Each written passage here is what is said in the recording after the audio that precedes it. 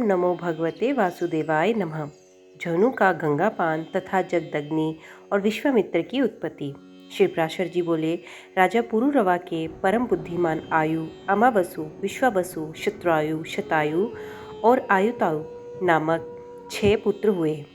अमावसु के भीम, भीम के कातुजन, कातुजन के सुहोत्र और सुहोत्र के झुनु नामक पुत्र हुआ, जिसने अपनी संपूर्ण यज्ञशालाओं को गंगा जल से अल्पावित देख क्रोध से रक्त नयन हो भगवान यज्ञ पुरुष को परम समाधि के द्वारा अपने में स्थापित कर संपूर्ण गंगा जी को पी लिया था। तब देव ऋषि ने इन्हें प्रसन्न किया और गंगा जी को अपनी पुत्री रूप से पाकर ले गए।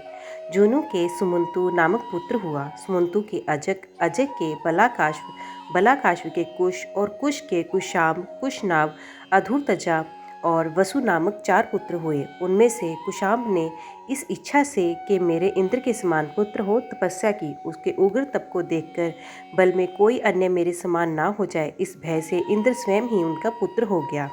वे गाधी नामक पुत्र कौशिक कहलाया।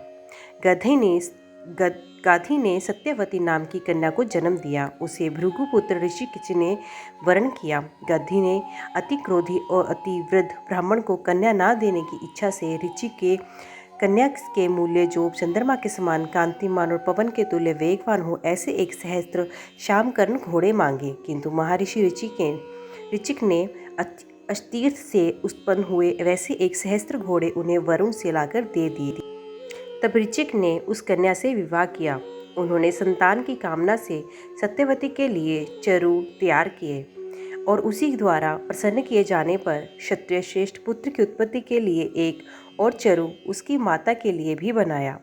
और ये चरु तुम्हारे लिए है तथा ये तुम्हारी माता के लिए है, इनका तुम यथोचित उपयोग करना। ऐसा कहकर वे वन को चले गए।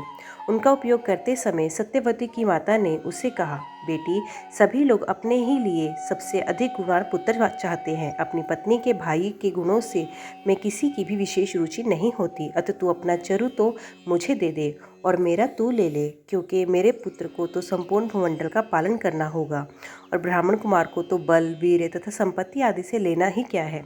ऐसा कहने पर सत्यवती ने अपना चरु अपनी माता को दे दिया। वन से लौटने पर ऋषि ने सत्यवती को देखकर कहा, अरे पापिनी, तूने ऐसा क्या कार्य किया है जिससे तेरा शरीर ऐसा भयानक प्रतीत हो रहा है। अवश्य ही तूने अपनी माता के लिए तैयार किए चरु को उपयोग किया है, सो ठीक नहीं है। मैंने उसमें संपूर्ण ऐश्वर्य, पराक्रम, शूरता और बल की संपत्ति का आरोपण किया था तथा तेरे में शांति, ज्ञान, तितिक्षा आदि संपूर्ण ब्राह्मणोचित गुणों का समावेश किया था। उनका विपरीत उपयोग करने से तेरे अति भयानक अस्त्र शस्त्रधारी पालन कर्म में तत्पर क्षत्रिय के समान आचरण वाला पुत्र होगा और उसके शांति प्रिय ब्रह्मचार्य युक्त पुत्र होगा। ये सुनते ही सत्यवती ने उनके चरण पकड़ लिए और प्रणाम करके कहा, भगवान, अज्ञानता से मैंने ऐसा कह किया है, अतः प्रसन्न होइए और ऐसा कीजिए जिससे मेरा पुत्र ऐसा ना हो, भले ही पौत्र ऐसा हो जाए। ईश्वर मुनि ने कहा, ऐसा ही हो। तदंतर उसने जमदग्नि को जन्म दिया और उसकी माता ने विश्वामित्र को उत्पन्न किया तथा सत्यवती कौशिकी नाम की नदी हो गई।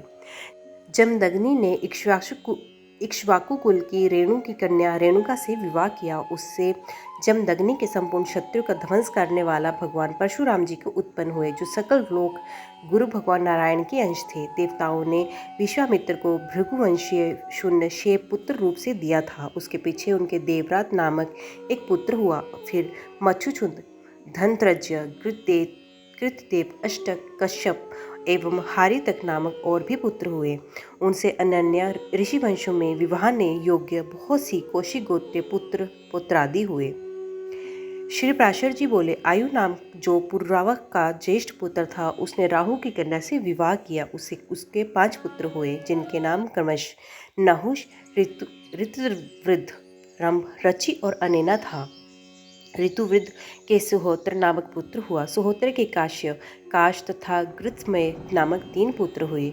गृतमत का पुत्र शौनक चातुर्वर्ण का प्रवर्तक था। कश्यप का पुत्र काशीराज काश्य हुआ। उसके राष्ट्र के दीर्घतपा और दीर्घतपा के धन्वंतरी नामक पुत्र हुआ। इस धन्वंतरी के शरीर और इंद्रियां जरा आदि विकारों से रहित थी तथा सभी जन्मों में ये संपूर्ण शास्त्रों का जानने वाला था। पूर्व जन्म में भगवान नारायण ने उसे ये वर दिया था कि काशीराज के वंश में उत्पन्न होकर तुम संपूर्ण आयुर्वेद को 8 भाग में विभक्त करोगे और यज्ञ भाग के भोक्ता होगे। धन्वंतरि का पुत्र केतुमान, केतुमान का भीमरथ, भीमरथ का दिवोदास तथा दिवोदास का पुत्र प्रतर्दन हुआ। उसने मद्रश्रेण वंश का नाश करके समस्त शत्रुओं पर विजय प्राप्त की थी, इसलिए उसका नाम शत्रुजित हुआ। दिवोदास ने अपने इस पुत्र से अत्यंत प्रेमवश वत्स वत्स कहा था, इसलिए इसका नाम वत्स हुआ। अत्यंत सत्यपरायण होने के कारण इसका नाम ऋतुध्वज भी हुआ। तदनंतर उसने कुवलय नामक अपूर्व अश्व प्राप्त किया, इसलिए ये इस पृथ्वी तल पर कुवलाक्ष नाम से विख्यात हुआ। इस वत्स के अलर्क नामक पुत्र हुआ, जिसके विषय में ये श्लोक आज तक गाया जाता है। पूर्व काल में अलर्क के अतिरिक्त और किसी ने भी 66 सहस्त्र वर्ष तक युवावस्था में रहकर पृथ्वी का भोग नहीं किया। इस अलर्क ने भी सनति नामक पुत्र हुआ। सनति के सुनीत, सुनीत के सुकेतु, सुकेतु के धर्मकेतु, धर्मकेतु के सत्यकेतु, सत्यकेतु के विभु, विभु के सुविभि, सुविभि के सुकुमार, सुकुमार के धृष्टकेतु, धृष्टकेतु के वित्रहीन, वित्होत्र के भार्ग, भार्ग के भार्गभूमि नामक पुत्र हुआ। भार्गभूमि से चातुर्वर्ण का प्रचार हुआ। इस प्रकार काश्य वंश के राजाओं का वर्णन हो चुका है। अब रजि की संतान का विवरण सुनो। ओम नमो भगवते वासुदेवाय नमः। तो दोस्तों, आज की वीडियो में बस इतना ही। उम्मीद करती हूँ वीडियो आपको पसंद आई होगी। वीडियो पसंद आई हो तो वीडियो को लाइक और चैनल को सब्सक्राइब ज़रूर कीजिएगा। तो मिलते हैं अगले अध्याय के साथ। तब तक के लिए देखते व सुनते रहिए। जय मां कंज, जय माता दी।